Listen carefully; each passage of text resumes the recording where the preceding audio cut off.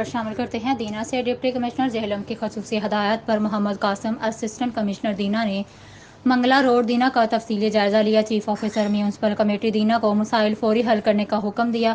گزشتہ روز محمد Qasim assistant commissioner دینا نے حسب ہدایت ڈپٹی کمشنر جہلم ہمراہ آفیسران میونسپل کمیٹی دینا منگلا روڈ کا جائزہ لیا گیا۔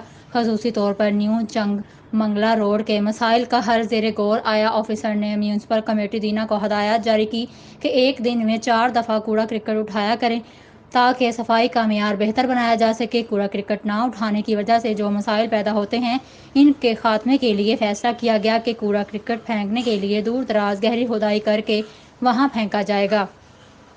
نیو چنگ کے قریب گندے پانی کی نکاسی کے لیے نالے بنانے کا بھی فیصلہ کیا گیا۔ اسسٹنٹ کمشنر دینا نے ارادہ کر رکھا ہے کہ منگلا روڈ دینا کو عنقریب مثالی بنایا جائے گا تاکہ روزانہ سفر کرنے والے حضرات صفائی ستھرائی دیکھ کر منگلا روڈ دینا کے متعلق اپنی رائے بھی تبدیل کر سکیں۔